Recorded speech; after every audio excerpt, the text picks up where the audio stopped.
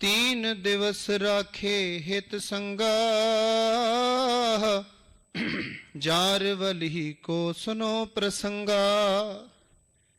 शेख शरफ एक ते को मीता, परचत हुते करत हित चीता। वाहिगुरु जी का खालसा, वाहिगुरु जी की फतेह। सर्व कला समर्थ सतगुरु चौर छत्र तख्त दे मालक, जुगो जुग अटल, ज़ाहरा ज़हूर अते हाजरा हजूर।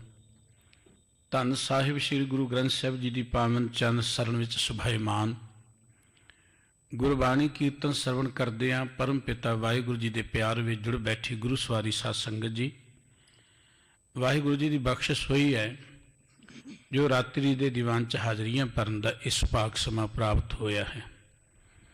गुरु के प्यारे कीर्तनिया ने गुरु रामदास जी दे ये अमृत बचन आप जी नूं सरवण कराए ने। कोई आन मिलावे मेरा प्रीतम प्यारा, हों तिस पै आप विचाई, दर्शन हर देखण कहताई। किरपा करे तां सतगुरु मेले, हर हर नाम ते आई। बाबा फरीद साहब जी ने एक बचन लिखे है कि जिस मनुख दे अंदर बिरहों पैदा नहीं हुई, बिरहों का अर्थ हुंदा है कि अपने प्यारे नूं मिलण दे लई तड़फ, खिच, एहसास, भुख जिन्हों आपां कहने आ, वो हिरदा शमशान घाट दी न्याई है। बिरहा बिरहा आखी है, बिरहा तू सुल्तान, फरीदा जित तन बिरहो ना उपजै, सो तन जान मशान। जिस मनुख दे अंदर प्यार नहीं है, प्यारे नूं मिलण दे लई तड़फ नहीं है, खिच नहीं है, वो हिरदा पत्थर है, वो हिरदा कठोर है, वो हिरदा शमशान घाट दी न्याई है। पर मन दे अंदर ये जज्बा पैदा भागां वालियां दे हुंदा है।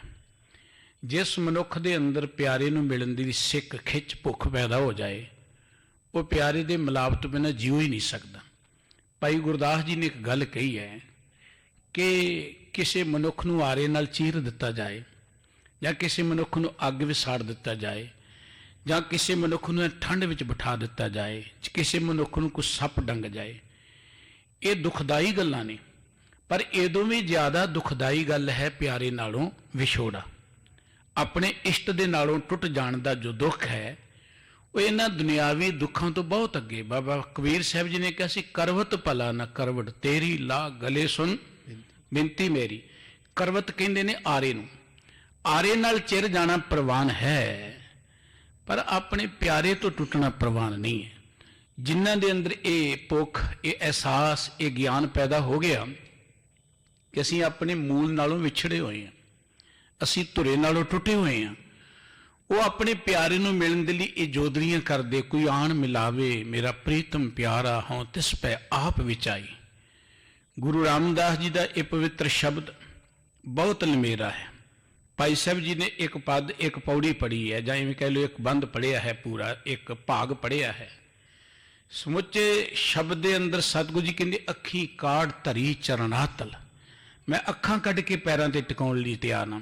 झक्खड़ झागी मींह वरसे भी गुर देखण जाई, समुंद सागर होवे बहु खारा, भावें समुंदर होवे, भावें झक्खड़ वगे, भावें जिंदगी जिन्ने मर्जी दुख उठाने पैण, पर फिर मैं अपने प्यारे प्रीतम मिलने के लिए उतावला।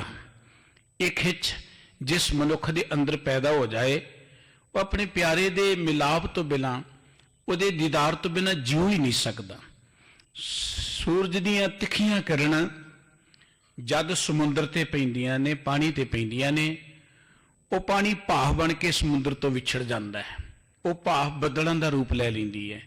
वो बदल जिवें कह लो निक्कियां निक्कियां विछड़ियां हुई जड़ियां बूंदां ने पानी है, वो इकट्ठा होकर बदलों का रूप बनता है।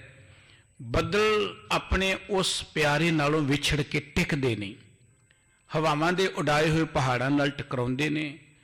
वरखा पैंदी है, वो समुंदर तो विछड़ियां बूंदां बदलों के राही पहाड़ां मैदानां च डिग के उन्हां दा एक काफला बनता है, निक्के निक्के वहण बनते हैं, वो वहण दरिया बनते हैं, तो वह दरिया जोड़े ने भजे जाते हैं समुद्र वाल नूं। सीने खिच जिन्हां ने खाधी घर आराम नहीं बहिंदे, न्योह वाले नैणां दी नींदर दिने रात पै रहिंदे। जिन्हां दे अंदर खिच हुंदी है उस प्यारे प्रीतम नूं मिलण दे लई, अपने सौ नूं मिलण दे लई, अपने खसम नूं मिलण दे लई, ਉਹ ਦਿਨ ਰਾਤ ਉਸ ਪਿਆਰੇ ਦੇ ਪਿਆਰ 'ਚ ਇਵੇਂ ਹੀ ਜੋਦੜੀਆਂ ਕਰਦੇ ਰਹਿੰਦੇ ਨੇ ਕਿ ਕੋਈ ਆਣ ਮਿਲਾਵੇ ਮੇਰਾ ਪ੍ਰੀਤਮ ਪਿਆਰਾ ਹੁਣ ਤਿਸ ਪੈ ਆਪ ਵਿਚਾਈ। ਅਸੀਂ ਵਡਭਾਗੀ ਹਾਂ ਕਿ ਗੁਰੂ ਕੇ ਇਹ ਅਮੋਲ ਬਚਨ ਕੀਰਤਨ ਰੂਏ ਸਰਵਣ ਕਰ ਰਹੇ ਸਨ। ਗੁਰੂ ਕੀ ਹਜ਼ੂਰੀ ਦਾ ਆਨੰਦ ਮਾਣ ਰਹੇ ਹਾਂ, ਜਿੱਥੇ ਗੁਰਬਾਣੀ ਕੀਰਤਨ ਦਾ ਰਸ ਆਪ ਜੀ ਨੇ ਮਾਣਿਆ। ਧੰਨ ਗੁਰੂ ਨਾਨਕ ਸਾਹਿਬ ਜੀ ਮਹਾਰਾਜ ਦੇ ਜੀਵਨ ਇਤਿਹਾਸ ਦੀ ਕਥਾ ਵਿਚਾਰ ਆਪ ਜੀ ਹਰ ਰੋਜ਼ ਬੜੇ ਪਿਆਰ ਦੇ ਨਾਲ ਸਰਵਣ ਕਰਦੇ ਹੋ। ਵਾਰਤਾ ਚੱਲ ਰਹੀ ਹੈ ਕਿ ਸਤਿਗੁਰੂ ਸੱਚੇ ਪਾਤਸ਼ਾਹ ਜੀ ਕੰਧਾਰ ਦੇ ਇਲਾਕੇ 'ਚ ਵਿਚਰ ਰਹੇ ਨੇ। ਕਾਬਲ, ਕੰਧਾਰ ਅਸੀਂ ਸੁਣਦੇ ਅਫਗਾਨਿਸਤਾਨ ਦੇ ਇਹ ਵੱਡੇ ਵੱਡੇ ਸ਼ਹਿਰ ਨੇ, ਮੁਗਲਾਂ ਦਾ ਇਹ ਇਲਾਕਾ ਹੈ। ਗੁਰੂ ਸਾਹਿਬ ਜੀ ਗਏ ਨੇ, ਉਹਨਾਂ ਨੂੰ ਇੱਕ ਮੁਗਲ ਮਿਲਿਆ ਯਾਰ ਵਲੀ। ਯਾਰ ਅਲੀ ਗੁਰੂ ਸਾਹਿਬ ਜੀ ਦੇ ਦੀਦਾਰ ਕਰਕੇ ਗੁਰੂ ਕਾ ਪਿਆਰਾ ਬਣ ਗਿਆ। ਸਤਿਗੁਰੂ ਜੀ ਕੁਝ ਦਿਨ ਲਈ ਇਸ ਤੋਂ ਵੱਖਰੇ ਹੋਏ ਇੱਕ ਹੋਰ ਪ੍ਰੇਮੀ ਨਾਲ ਮਿਲੇ ਨੇ, ਉਹਨੂੰ ਜੀਦਾਨ ਦਿੱਤਾ, ਉਹਦੇ ਕੋਲ ਕੁਝ ਦਿਨ ਰਹੇ ਨੇ। ਇੱਥੋਂ ਸਤਿਗੁਰੂ ਜੀ ਫਿਰ ਜਿਵੇਂ ਯਾਰ ਵਲੀ ਨੂੰ ਮਿਲਦੇ ਨੇ, ਯਾਰ ਵਲੀ ਨਾਲ ਜੋ ਵਾਰਤਾ ਹੁੰਦੀ ਹੈ, ਜਾਂ ਇਵੇਂ ਕਹਿ ਲਓ ਗੁਰੂ ਕੇ ਦੀਦਾਰ ਕਰਕੇ ਯਾਰ ਵਲੀ ਦੀ ਜ਼ਿੰਦਗੀ 'ਚ ਜੋ ਤਬਦੀਲੀ ਹੁੰਦੀ ਹੈ, ਇਹ ਬਚਨ ਅੱਜ ਆਪਾਂ ਨੇ ਸਰਵਣ ਕਰਨੇ ਨੇ। ਆਓ ਸਤਿਗੁਰੂ ਜੀ ਦੇ ਪਿਆਰ ਜੁੜੀਏ। ਜਿੰਨਾ ਚਿਰ ਗੁਰੂ ਕੀ ਹਜ਼ੂਰੀ 'ਚ ਬੈਠਣਾ, ਇਕਾਗਰਤਾ ਜ਼ਰੂਰ ਬਣਾਈਏ, ਆਪਣੀਆਂ ਗੱਲਾਂ ਬਾਤਾਂ ਬੰਦ ਕਰ ਦਈਏ, ਬੱਚਿਆਂ ਨੂੰ ਬੜੇ ਪਿਆਰ ਨਾਲ ਕੋਲ ਬੈਠਣ ਦੀ ਪ੍ਰੇਰਣਾ ਕਰੀਏ, ਤਾਂ ਕਿ ਬੱਚੇ ਵੀ ਗੁਰੂ ਘਰ 'ਚੋਂ ਕੁਝ ਗਿਆਨ ਲੈ ਕੇ ਜਾਣ, ਕੁਝ ਸਿੱਖ ਕੇ ਜਾਣ।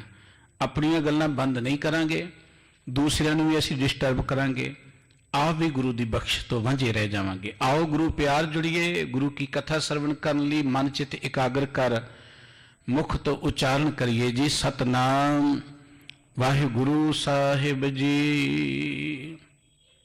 3 ਦਿਵਸ ਰਾਖੇ ਹਿਤ ਸੰਗਾ, ਯਾਰ ਬਲੀ ਕੋ ਸੁਨੋ ਪ੍ਰਸੰਗਾ। ਮਾਨਯੋਗ ਭਾਈ ਸੰਤੋਖ ਸਿੰਘ ਜੀ ਗੁਰੂ ਕੀ ਕਥਾ ਸੁਣਾਉਂਦਿਆਂ ਕਹਿੰਦੇ ਨੇ ਕਿ 3 ਦਿਨ ਸਤਿਗੁਰੂ ਜੀ ਨੂੰ ਉਸ ਵਿਅਕਤੀ ਨੇ ਆਪਣੇ ਕੋਲ ਰੱਖਿਆ ਤੇ ਗੁਰੂ ਸਾਹਿਬ ਜੀ ਇਸ ਨੂੰ ਨਿਹਾਲ ਕਰਕੇ ਅੱਗੇ ਤੁਰਦੇ ਨੇ।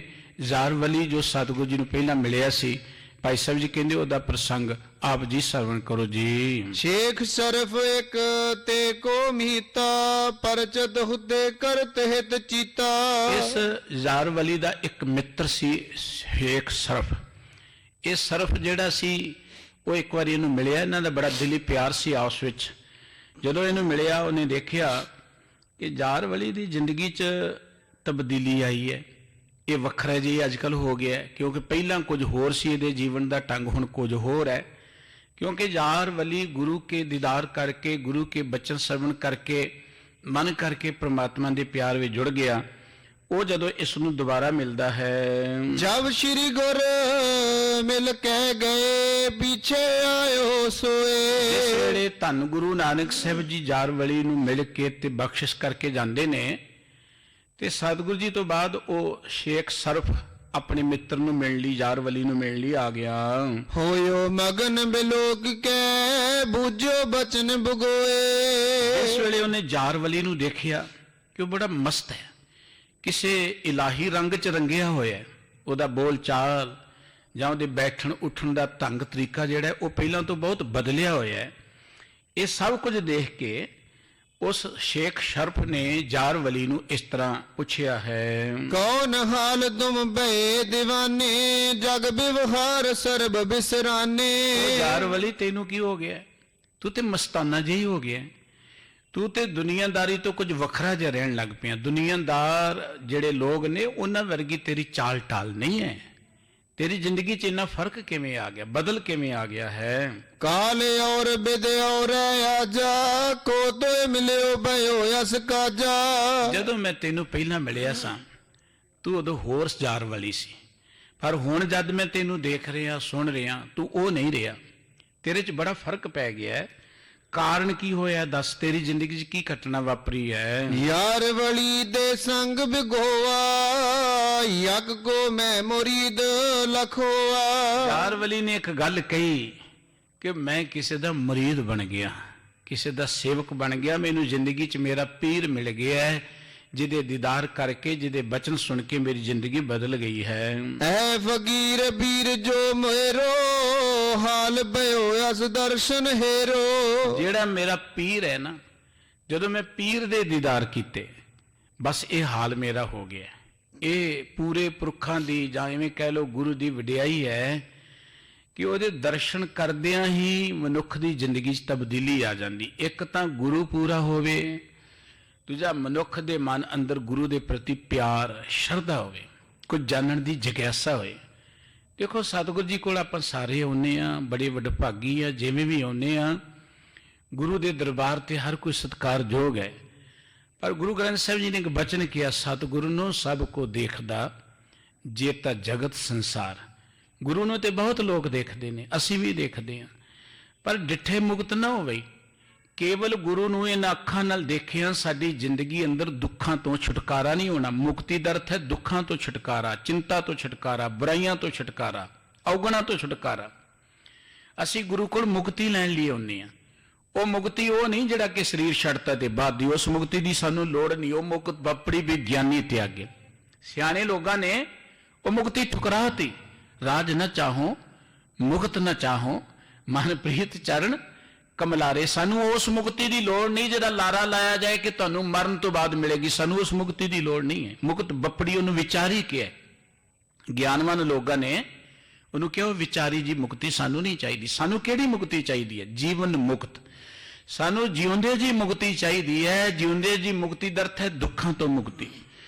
ਹੁਣ ਅਸੀਂ ਦੁੱਖਾਂ 'ਚ ਪਏ ਰਹੀਏ, ਹੁਣ ਅਸੀਂ ਚਿੰਤਾ 'ਚ ਸੜਦੇ ਰਹੀਏ, ਹੁਣ ਅਸੀਂ ਬੁਰਾਈਆਂ 'ਚ ਔਗਣਾਂ 'ਚ ਵੱਜੇ ਰਹੀਏ ਤੇ ਕੋਈ ਲਾਰਾ ਲੈ ਕੇ ਤੈਨੂੰ ਮਾਰਨ ਤੋਂ ਬਾਅਦ ਮੁਕਤੀ ਮਿਲ ਜੀ। ਉਹ ਮੁਕਤੀ ਨੂੰ ਕਰਨਾ ਹੀ ਕੀ ਆਪਾਂ?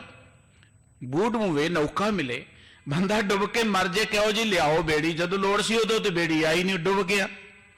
ਤੇ ਹੁਣ ਡੁੱਬ ਕੇ ਮਰ ਗਿਆ ਤੇ ਹੁਣ ਬੇੜੀ ਲਿਆਓ ਨਾ ਲਿਆਓ ਕੋਈ ਫਰਕ ਨਹੀਂ ਪੈਂਦਾ ਉਹਨੂੰ। ਹੁਣ ਬੇੜੀ ਦੀ ਲੋੜ ਨਹੀਂ ਹੈ।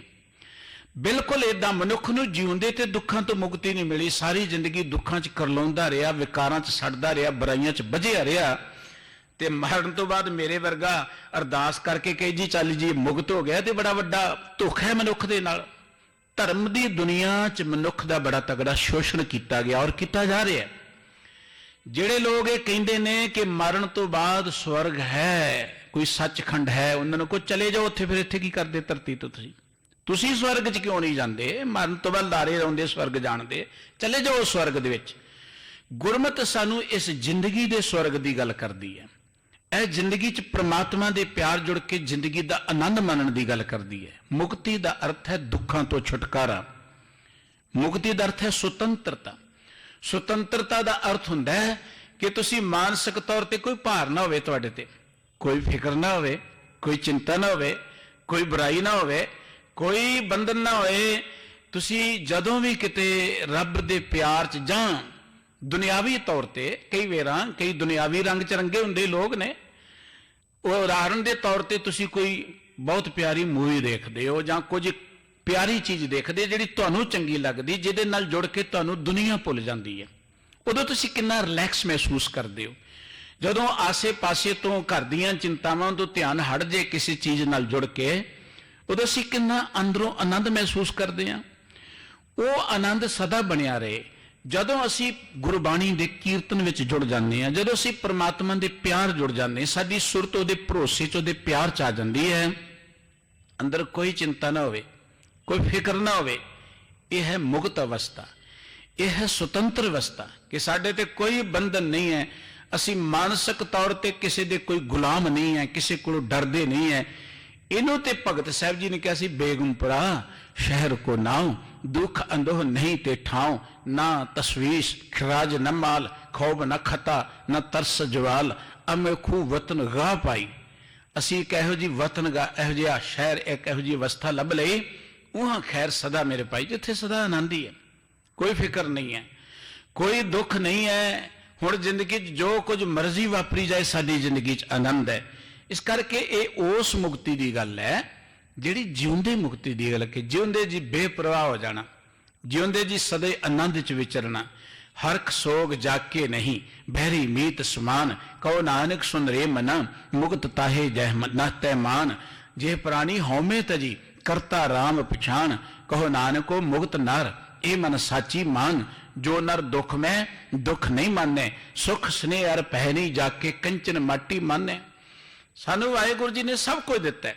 ਸੋਹਣੇ ਘਰ ਨੇ, ਸੋਹਣੀਆਂ ਕੀਮਤੀ ਗੱਡੀਆਂ ਨੇ, ਸੋਹਣੀਆਂ ਬਿਸਤਰਿਆਂ ਤੇ ਰਾਤ ਨੂੰ ਸੌਂਦੇ ਹਾਂ, ਖਾਣ ਪੀਣ ਦੇ ਪਦਾਰਥਾਂ ਦੀ ਕਮੀ ਨਹੀਂ ਹੈ, ਪਰ ਅਸੀਂ ਐਵੇਂ ਚਿੰਤਾ 'ਚ ਪਏ ਰਹਿੰਦੇ ਹਾਂ। ਇਹ ਹੈ ਬੰਧਨ ਕਿ ਸਭ ਕੁਝ ਹੁੰਦਿਆਂ ਹੀ ਅਸੀਂ ਐਵੇਂ ਚਿੰਤਾ 'ਚ, ਸਹਿਮ 'ਚ, ਫਿਕਰਾਂ 'ਚ ਪਏ ਰਹਿੰਦੇ। ਇਹੀ ਤਾਂ ਬੰਧਨ ਨੇ, ਇਹਨਾਂ ਤੋਂ ਤੇ ਮੁਕਤ ਹੋਣਾ ਆਪਾਂ। ਜਿਹੜਾ ਬੰਦਾ ਇਹਨਾਂ ਤੋਂ ਮੁਕਤ ਹੋ ਗਿਆ, ਉਹ ਭਾਵੇਂ ਟੁੱਟੀ ਛਪਰੀ 'ਚ ਵੀ ਕਿਉਂ ਨਾ ਰਹੀ ਜਾਏ, ਉਹ ਭਾਵੇਂ ਖੁੱਲੇ ਅਸਮਾਨ 'ਚ ਵੀ ਕਿਉਂ ਨਾ ਰਹੀ ਜਾਏ, ਉਹ ਬੜੇ ਆਨੰਦ 'ਚ ਵਿਚਰਦਾ। ਆਨੰਦ ਦਾ ਸੰਬੰਧ ਤੁਹਾਡੀ ਸੁਰਤ ਦੇ ਨਾਲ ਹੈ। ਆਨੰਦ ਦਾ ਸੰਬੰਧ ਬਾਹਰਲੇ ਸਟੇਟਸ ਨਾਲ ਨਹੀਂ ਹੈ। ਬਾਹਰਲੀਆਂ ਲੋੜਾਂ ਚਾਹੀਦੀਆਂ ਨੇ, ਵਾਹਿਗੁਰੂ ਸਾਰਿਆਂ ਨੂੰ ਦੇਵੇ, ਚੰਗੇ ਘਰ ਦੇਵੇ, ਚੰਗਾ ਸਭ ਕੁਝ ਦੇਵੇ, ਪਰ ਆਨੰਦ ਇਹਨਾਂ ਚੀਜ਼ਾਂ 'ਚ ਨਹੀਂ ਹੈ।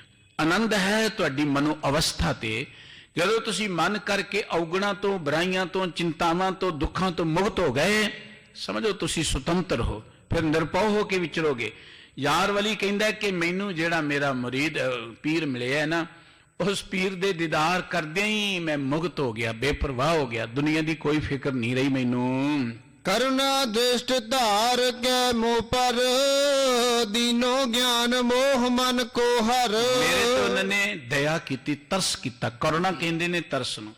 ਮੇਰੇ ਤੇ ਤਰਸ ਕੀਤਾ ਤੇ ਉਹਨਾਂ ਨੇ ਮੈਨੂੰ ਗਿਆਨ ਦਿੱਤਾ, ਮੇਰੇ ਉਸ ਪੀਰ ਨੇ। ਬੂਝੈ ਸ਼ੇਖ ਸੋ ਕੁਜਾ ਸਦਾਇਓ, ਦਿਖ ਰਾਵੋ ਅਸ ਜਾਹੇ ਬਨਾਇਓ। ਮੁਕਤੀ ਦਾ ਸੰਬੰਧ ਗਿਆਨ ਨਾਲ ਹੈ। ਮੁਕਤੀ ਦਾ ਸੰਬੰਧ ਇਹਦੇ ਨਾਲ ਨਹੀਂ ਕਿ ਮੈਂ ਇੰਨੀਆਂ ਮੱਸਿਆ ਨਾ ਲਵਾਂਗਾ, ਇੰਨੀਆਂ ਪੁੰਨਿਆਂ ਨਾ ਲਵਾਂਗਾ, ਇੰਨੇ ਮੈਂ ਪਾਠ ਕਰ ਲਵਾਂਗਾ, ਜਾਂ ਇੰਨੇ ਥਾਵਾਂ ਤੇ ਜਾ ਕੇ ਯਾਤਰਾ ਕਰ ਲਵਾਂਗਾ, ਜਾਂ ਇੰਨੇ ਦਾਨ ਦੇ ਦੇਵਾਂਗਾ, ਇੰਨੇ ਤਪ ਕਰ। ਇਹਦੇ ਨਾਲ ਮੁਕਤੀ ਦਾ ਕੋਈ ਸੰਬੰਧ ਨਹੀਂ ਹੈ। ਮੁਕਤੀ ਦਾ ਸੰਬੰਧ ਗਿਆਨ ਨਾਲ ਹੈ। ਜਦੋਂ ਸਾਨੂੰ ਗੁਰੂ ਕੇ ਬਚਨਾਂ ਰਾਹੀਂ ਇਹ ਗਿਆਨ ਹੋ ਗਿਆ ਕਿ ਮਾਰੇ ਰਾਖੈ ਏਕੋ ਆਪ, ਮਾਨੋ ਕਹਿ ਕਿਛ ਨਹੀਂ ਆਤ। ਜਦੋਂ ਸਾਨੂੰ ਗਿਆਨ ਹੋ ਗਿਆ ਕਿ ਸਭਨਾ ਜੀਆਂ ਕਾ ਇੱਕ ਦਾਤਾ, ਜਦੋਂ ਸਾਨੂੰ ਗਿਆਨ ਹੋ ਗਿਆ ਕਿ ਸ਼ੈਲ ਪੱਥਰ ਮੈਂ ਜੰਤ ਉਪਾਏ ਤਾਂ ਕਾ ਰਿਜ਼ਕ ਆਗੇ ਕਰ ਤਰਿਆ, ਜਦੋਂ ਸਾਨੂੰ ਗਿਆਨ ਹੋ ਗਿਆ ਕਿ ਪ੍ਰਮਾਤਮਾ ਰਿਜ਼ਕ ਦੇਣ ਵਾਲਾ, ਤੇ ਫਿਰ ਸਾਨੂੰ ਕਿਸੇ ਦੀ ਮੁਤਾਜਗੀ ਕੀ ਲੋੜ ਹੈ। ਮੁਕਤੀ ਦਾ ਸੰਬੰਧ ਗਿਆਨ ਦੇ ਨਾਲ ਹੈ। ਬਾਹਰੀ ਤੌਰ ਤੇ ਜਿਹੜੇ ਅਸੀਂ ਕਰਮ ਕਰਦੇ ਹਾਂ, ਇਹਨਾਂ ਦਾ ਮਕਸਦ ਗਿਆਨ ਪ੍ਰਾਪਤ ਕਰਨ ਲਈ ਤਾਂ ਹੋਣਾ ਚਾਹੀਦਾ। ਬੜਾ ਹੀ ਸੋਹਣੀ ਉਦਾਹਰਣ ਭਗਤ ਜੀ ਨੇ ਗੁਰਬਾਣੀ 'ਚ ਦਿੱਤੀ ਕਿ ਫਲ ਕਾਰਨ ਫੂਲੀ ਬਨ ਰਾਏ, ਫਲ ਲਾਗਾ ਤਾਂ ਫੂਲ ਬਿਲਾਏ, ਗਿਆਨੀ ਕਾਰਨ ਕਰਮ ਅਭਿਆਸ, ਗਿਆਨ ਪਿਆ ਤੋ ਕਰਮੇ ਨਾਸ। ਅਸੀਂ ਬੂਟੇ ਲਗਾਉਂਦੇ ਹਾਂ, ਫਲਾਂ ਦੇ, ਫੁੱਲਾਂ ਦੇ। ਜਿਹੜੇ ਫਲਾਂ ਦੇ ਬੂਟੇ ਹੁੰਦੇ ਨੇ, ਉਹਨਾਂ ਬੂਟਿਆਂ ਨੂੰ ਪਹਿਲਾਂ ਫੁੱਲ ਲੱਗਦੇ ਨੇ, ਫੁੱਲ ਲੱਗਦੇ ਨੇ, ਫੁੱਲ ਤੋਂ ਬਾਅਦ ਫਲ ਲੱਗਦਾ ਹੈ। ਜਦੋਂ ਫਲ ਲੱਗਦਾ ਹੈ, ਫੁੱਲ ਝੜ ਜਾਂਦੇ ਨੇ, ਫਿਰ ਫੁੱਲ ਨਹੀਂ ਰਹਿੰਦੇ, ਫਿਰ ਫਲ ਲੱਗਦਾ ਹੈ। ਫਲ ਕਾਰਨ ਫੂਲੀ ਬਨ ਰਾਏ, ਉਹ ਜਿਹੜੀ ਬਨਸਪਤੀ ਹੈ, ਉਹਨੂੰ ਜੇ ਫੁੱਲ ਲੱਗੇ ਨੇ ਜਾਂ ਉਹ ਪ੍ਰਫੁੱਲਤ ਹੋਈ ਹੈ, ਤੇ ਉਹ ਫਲ ਦੀ ਖਾਤਰ ਹੈ ਕਿ ਫਲ ਲੱਗੇ। ਜੇ ਫੁੱਲ ਤੋਂ ਬਾਅਦ ਫਲ ਨਾ ਲੱਗਿਆ ਤੇ ਫੁੱਲ ਵੀ ਕਿਸੇ ਅਰਥ ਨਹੀਂ ਹੈ। ਫੁੱਲ ਤੋਂ ਬਾਅਦ ਫਲ ਲੱਗਣਾ ਚਾਹੀਦਾ। ਇਹ ਜਿੰਨੇ ਧਾਰਮਿਕ ਕਰਮ ਨੇ, ਇਹ ਫੁੱਲ ਦੀ ਨਿਆਈ ਨੇ। ਫਲ ਕਾਰਨ ਫੁੱਲੀ ਬਨ ਰਹੇ, ਗਿਆਨੇ ਕਾਰਨ ਕਰਮ ਅਭਿਆਸ। ਜਿੰਨੇ ਅਸੀਂ ਕਰਮ ਕਰਦੇ, ਭਾਵੇਂ ਪਾਠ ਕਰਦੇ ਹਾਂ, ਭਾਵੇਂ ਸੇਵਾ ਕਰਦੇ ਹਾਂ, ਜਾਂ ਜੋ ਵੀ ਅਸੀਂ ਧਰਮ ਕਰਮ ਕਰਦੇ ਹਾਂ, ਉਹਦਾ ਅਰਥ ਹੈ ਕਿ ਸਾਨੂੰ ਕੋਈ ਗਿਆਨ ਹੋ ਜਾਏ। ਜਦੋਂ ਗਿਆਨ ਹੋ ਜਾਏ, ਮਨੁੱਖ ਫਿਰ ਇਹਨਾਂ ਕਰਮਾਂ ਦੇ ਨਾਲ ਨਹੀਂ ਜੁੜਿਆ ਰਹਿੰਦਾ, ਭਾਵ ਇਹਨਾਂ ਦੀ ਗਿਣਤੀ ਮਿਣਤੀ ਨਹੀਂ ਕਰਦਾ, ਜਾਂ ਇਹਨਾਂ ਦਾ ਹੰਕਾਰ ਨਹੀਂ ਕਰਦੇ, ਇਹਨਾਂ ਤੋਂ ਉੱਚਾ ਉੱਠ ਜਾਂਦਾ, ਉਹਦੇ ਅੰਦਰ ਪਿਆਰ ਪੈਦਾ ਹੋ ਜਾਂਦਾ। ਜੇ ਅਸੀਂ ਜੋ ਵੀ ਧਰਮ ਕਰਮ ਕਰਦੇ ਹਾਂ, ਉਹ ਗਿਆਨ ਦੀ ਖਾਤਰ ਹੈ। ਬੱਚਾ ਸਕੂਲ ਜਾਂਦਾ ਹੈ, ਉਹ ਐਜੂਕੇਟ ਹੋਣ ਲਈ ਜਾਂਦਾ ਹੈ। ਜੇ ਐਜੂਕੇਟ ਨਾ ਹੋਏ, ਦੇਖੋ ਜਦੋਂ ਬੱਚਾ ਐਜੂਕੇਟ ਹੋਈ ਜਾਂਦਾ ਨਾ, ਸਕੂਲ ਤੋਂ ਅੱਗੇ ਅੱਗੇ ਤੁਰਿਆ ਜਾਂਦਾ ਹੈ। ਉਹ ਪ੍ਰਾਇਮਰੀ ਤੋਂ ਮਿਡਲ, ਮਿਡਲ ਤੋਂ ਹਾਈ ਕਲਾਸ, ਕਾਲਜ ਚਲਿਆ ਜਾਂਦਾ, ਕਾਲਜ ਤੋਂ ਯੂਨੀਵਰਸਿਟੀ ਚਲਿਆ ਜਾਂਦਾ। ਜਦੋਂ ਗਿਆਨਵਾਨ ਹੋ ਗਿਆ, ਫਿਰ ਉਹ ਬਾਹਰ ਚਲ ਜਾਂਦਾ, ਕਾਲਜ ਥੋੜ੍ਹਾ ਬੈਠਾ ਰਹਿੰਦਾ। ਉਹ ਗਿਆਨਵਾਨ ਹੋ ਕੇ, ਉਸ ਗਿਆਨ ਤੇ ਆਧਾਰਿਤ ਹੋ ਕੇ ਜੋ ਉਹਦੀ ਡਿਊਟੀ ਉਹਦੇ 'ਚ ਵਿਚਰਦਾ ਹੈ। ਕੋਈ ਡਾਕਟਰ ਬਣ ਕੇ ਫਿਰ ਸਮਾਜ ਵਿੱਚ ਵਿਚਰਦਾ ਹੈ, ਕੋਈ ਇੰਜੀਨੀਅਰ ਬਣ ਕੇ ਵਿਚਰਦਾ ਹੈ। ਉਹ ਜਦੋਂ ਐਜੂਕੇਟ ਹੋ ਗਿਆ, ਫਿਰ ਉਹ ਸੰਸਥਾਵਾਂ ਤੋਂ ਲਾਂਭੇ ਹੋ ਕੇ ਫਿਰ ਸਮਾਜ ਵਿੱਚ ਵਿਚਰਦਾ, ਉਹ ਗਿਆਨ ਵੰਡਦਾ ਹੈ। ਗੁਰਦੁਆਰੇ ਆਉਂਦੇ ਆ ਜਾਂ ਧਰਮ ਕਰਮ ਅਸੀਂ ਕਰਦੇ, ਅਸੀਂ ਗਿਆਨਵਾਨ ਹੋਣ ਲਈ ਕਰਦੇ ਕਿ ਅਸੀਂ ਜ਼ਿੰਦਗੀ ਅੰਦਰ ਇਨਸਾਨੀਅਤ ਨੂੰ ਜਾਣ ਸਕੀਏ, ਸਾਡੇ ਅੰਦਰ ਇਨਸਾਨੀ ਗੁਣ ਪੈਦਾ ਹੋ ਸਕਣ, ਰੱਬੀ ਗੁਣ ਪੈਦਾ ਹੋ ਸਕਣ। ਜਦੋਂ ਅਸੀਂ ਰੱਬੀ ਗੁਣਾਂ ਦੇ ਧਾਰਨੀ ਹੋ ਗਏ, ਗਿਆਨਵਾਨ ਹੋ ਗਏ, ਇਹ ਗੱਲ ਚੇਤੇ ਰੱਖਣਾ। ਜਦੋਂ ਅੰਦਰੋਂ ਗਿਆਨਵਾਨ ਹੋ ਗਏ, ਇਹ ਗਿਆਨ ਬਾਹਰਲਾ ਨਹੀਂ, ਜਿਹਨੂੰ ਇਨਫੋਰਮੇਸ਼ਨ ਕਹਿੰਦੇ, ਉਹ ਨਹੀਂ ਹੈ। ਕਿਉਂਕਿ ਅੱਜ ਟੈਕਨੋਲੋਜੀ ਦਾ ਯੁੱਗ ਹੈ, ਇਨਫੋਰਮੇਸ਼ਨ ਟੈਕਨੋਲੋਜੀ ਬੜੀ ਹੈ, ਮਨੁੱਖ ਦੇ ਕੋਲ ਬੜੀ ਜਾਣਕਾਰੀ ਹੈ। ਇੰਟਰਨੈਟ ਤੇ ਬੈਠੇ, ਘਰੇ ਬੈਠਾ ਬੰਦਾ ਤੁਰਿਆ ਜਾਂਦਾ, ਸਾਰੀ ਜਾਣਕਾਰੀ ਪ੍ਰਾਪਤ ਕਰ ਲੈਂਦਾ। ਪਰ ਇਹਨੂੰ, ਜਾਣਕਾਰੀ ਨੂੰ ਗਿਆਨ ਨਹੀਂ ਕਿਹਾ ਜਾਂਦਾ। ਗਿਆਨ ਨਿਜ ਦਾ, ਗਿਆਨ ਆਪਣੇ ਆਪ ਦਾ। ਮਨੁੱਖ ਦੇ ਕੋਲ ਬਾਹਰਲੀ ਜਾਣਕਾਰੀ ਬਹੁਤ ਹੈ, ਪਰ ਉਹਨੂੰ ਆਪਣਾ ਪਤਾ ਹੀ ਨਹੀਂ। ਆਖੋ ਸਤਨਾਮ ਸ੍ਰੀ ਵਾਹਿਗੁਰੂ। ਆਪਣਾ ਉਹਨੂੰ ਪਤਾ ਜਾਣੇ ਕਿ ਮੈਂ ਖਾਣਾ ਕੀ ਹੈ। ਦੇਖੋ ਨਾ, ਜਿਹੜੇ ਕਹਿੰਦੇ ਸਾਡੇ ਕੋਲ ਟੈਕਨੋਲੋਜੀ ਬੜੀ ਹੈ, 50 ਉਹਨਾਂ ਨੂੰ ਰੋਗ ਲੱਗੇ ਹੋਏ ਨੇ, ਬੇਅੰਤ ਚਿੰਤਾਵਾਂ ਚੁੱਕੀ ਫਿਰਦੇ ਨੇ। ਜੇ ਉਹਨਾਂ ਕੋਲ ਗਿਆਨ ਹੈ ਤੇ ਉਹਨਾਂ ਨੂੰ ਚਿੰਤਾ ਕਿਉਂ ਹੈ? ਫਿਰ ਤੇ ਉਹਨਾਂ ਨੂੰ ਕੋਈ ਚਿੰਤਾ ਨਹੀਂ ਹੋਣੀ ਚਾਹੀਦੀ। ਪਰ ਉਹ ਜਿੰਨੇ ਜ਼ਿਆਦਾ ਟੈਕਨੋਲੋਜੀ ਨਾਲ ਜੁੜੇ ਨੇ ਉਨੇ ਜ਼ਿਆਦਾ ਡਿਪਰੈਸ਼ਨ 'ਚ ਹੀ ਜਾਂਦੇ ਨੇ, ਉਨੇ ਜ਼ਿਆਦਾ ਮਾਨਸਿਕ ਤੌਰ ਤੇ ਪਰੇਸ਼ਾਨ ਉਹ ਲੋਕ ਹੁੰਦੇ ਨੇ। ਬਾਹਰਲੀ ਟੈਕਨੋਲੋਜੀ ਬੜੀ ਜ਼ਰੂਰੀ ਹੈ, ਬਾਹਰਲੀ ਇਨਫੋਰਮੇਸ਼ਨ ਬੜੀ ਜ਼ਰੂਰੀ ਹੈ, ਪਰ ਬਾਹਰਲੀ ਇਨਫੋਰਮੇਸ਼ਨ ਗਿਆਨ ਨਹੀਂ ਹੈ। ਇਹ ਗਿਆਨ ਵੱਲ ਵਧਣ ਦਾ ਇੱਕ ਸਟੈਪ ਹੋ ਸਕਦਾ, ਇੱਕ ਪੜਾਅ ਹੋ ਸਕਦਾ ਹੈ। ਲੇਕਿਨ ਗਿਆਨ ਦਾ ਅਰਥ ਹੈ ਕਿ ਸਾਨੂੰ ਨਿਜ ਦਾ ਗਿਆਨ ਹੋ ਜਾਏ, ਜਿੱਥੇ ਜਾ ਕੇ ਸਾਨੂੰ ਪਤਾ ਹੋਏ ਕਿ ਸਾਨੂੰ ਕੋਈ ਚਿੰਤਾ ਨਹੀਂ ਹੈ, ਕੋਈ ਫਿਕਰ ਨਹੀਂ ਹੈ, ਅਸੀਂ ਕਿਸੇ ਨਾਲ ਕੋਈ ਵੈਰ ਨਹੀਂ ਰੱਖਦੇ। ਜਿਨ੍ਹਾਂ ਨੇ ਕੋਲ ਬਾਹਰਲੀ ਟੈਕਨੋਲੋਜੀ ਉਹ ਤੇ ਲੋਕਾਂ ਨੂੰ ਤਬਾਹ ਕਰਨ ਤੇ ਤੁਲੇ ਬੈਠੇ ਨੇ। ਟੈਕਨੋਲੋਜੀ ਦੇ ਆਸਰੇ ਤੇ ਅੱਜ ਕੱਲ੍ਹ ਆਪਾਂ ਦੇਖਦੇ ਨਾ, ਅੱਗੇ ਲੋਕਾਂ ਦੀ ਜੇਬ ਕੱਟੀ ਜਾਂਦੀ ਸੀ, ਹੁਣ ਘਰੇ ਬੈਠੇ ਕੰਪਿਊਟਰ ਨੇ ਲੋਕਾਂ ਦੀਆਂ ਬੈਂਕਾਂ 'ਚੋਂ ਪੈਸੇ ਕੱਢ ਲੈਂਦੇ ਨੇ। ਜਾਣਕਾਰੀ ਹੈ ਨਾ ਉਹਨਾਂ ਕੋਲ। ਅੱਗੇ ਆਪਾਂ ਦੇਖਦੇ ਹਾਂ ਕੋਈ ਉੱਦਾਂ ਕੋਈ ਕਿਸੇ ਨੂੰ ਮਾਰਦਾ ਕੁੱਟਦਾ ਸੀ, ਹੁਣ ਟੈਕਨੋਲੋਜੀ ਦੇ ਆਸਰੇ ਤੇ ਲੋਕਾਂ ਨੂੰ ਬਰਬਾਦ ਕੀਤਾ ਜਾ ਰਿਹਾ ਹੈ। ਟੈਕਨੋਲੋਜੀ ਦੇ ਆਸਰੇ ਤੇ ਲੋਕਾਂ ਦੀਆਂ ਜ਼ਿੰਦਗੀਆਂ ਬਰਬਾਦ ਕੀਤੀਆਂ ਜਾ ਰਹੀਆਂ ਨੇ। ਇਹ ਗਿਆਨ ਨਹੀਂ ਹੈ। ਇਹ ਟੈਕਨੋਲੋਜੀ ਮਨੁੱਖ ਨੂੰ ਬੁਰਾਈਆਂ ਵੱਲ ਲਿਜਾ ਸਕਦੀ ਹੈ। ਮਾਫ ਕਰਨਾ, ਇਹ ਮਨੁੱਖ ਦੇ ਚੰਗਾ ਹੋਏ ਦਾ ਲਾਭ ਹੋ ਸਕਦਾ ਹੈ।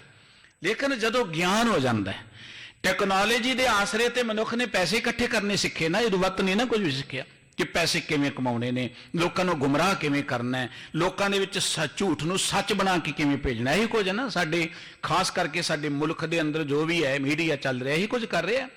ਝੂਠ ਨੂੰ ਸੱਚ ਬਣਾ ਕੇ ਕਿਵੇਂ ਪੇਸ਼ ਕਰਨਾ ਹੈ। ਔਰ ਜੋ ਗਿਆਨ ਹੈ, ਜਦੋਂ ਗਿਆਨ ਆ ਜਾਂਦਾ ਹੈ ਨਾ, ਬਾਬਾ ਕਬੀਰ ਸਾਹਿਬ ਜੀ ਦਾ ਇੱਕ ਬੜਾ ਪਿਆਰਾ ਬਚਨ ਦੇਖੋ ਭਾਈ, ਗਿਆਨ ਕੀ ਆਈ ਆਂधी सबे उडानी परम की टाटी रहे न माया बांधी दुचित्ते की दे थून वीरानी मोहे बलेडा टूटा तिशना छान परी तार ऊपर दुर्मत भांडा फूटा। अंदरों दुर्मत मिट जाती है, फिर अंदरों वैर विरोध खत्म हो जाता है। मनुख फिर सरबत दे भले लिए विचरदा है, वो किसी का नुकसान फिर बर्दाश्त ही नहीं कर सकता। अपना आप तो लोगों लिए कुर्बान कर दिंदा है। ज्ञानवान बंदा अपना आप लोगों लिए कुर्बान कर दिंदा है, वो आप लोगों की खातर अपने आप को समर्पण कर दिंदा है, नुकसान कर लैंदा है, लेकिन किसी का नुकसान नहीं करता। पर टैक्नोलॉजी की दुनिया च की हो रहा आप देखते ही हाँ, जिन्होंने को ज़्यादा जानकारी उन्होंने हंकार ही बड़ा है, भावें वो मुल्क ने, भावें कौमां ने, भावें मनुख ने। जिन्होंने मुल्कों को ज़्यादा टैक्नोलॉजी है वो दूजे मुल्कों को दबाना चाहते हैं, टैक्नोलॉजी के आसरे चाहते कि इन्होंने गुलाम बना लीए। जिन्होंने मनुखों को ज़्यादा टैक्नोलॉजी वो कहते दूजिया गुलाम बना लो। तुम जिन्होंने कौमां को ज़्यादा है टैक्नोलॉजी खरीदी जा सकती है। तुम देखते IT सैल खरीद के वोटां जित्तियां जा सकदियां ने, और टैक्नोलॉजी जिहड़ी हैक हो सकती है, टैक्नोलॉजी के राही लोगों को गुमराह किया जा सकता है। लेकिन जो ज्ञान आ जाए ना, फिर बंदा गुमराह नहीं करता, फिर लोगों को ज्ञान वंडदा है, फिर परोपकार करता है। इस करके ज्ञान जिहड़ा है, जदों आपां गुरु कोल आउंदे आ जां जो धर्म कर्म करदे, दा मकसद है ज्ञान प्राप्त करना। जारवली ये गल कहंदा कि जिस पीर दे मैं दीदार कीते ने, उस पीर दे दीदार करदे मैनू ज्ञान हो गया, उस पीर दे बचन सुनदे मैं मुक्त हो गया, स्वतंत्र हो गया। मेरी जिंदगी तो सब चिंतावां फिक्र दुख दिल दर मिट गए।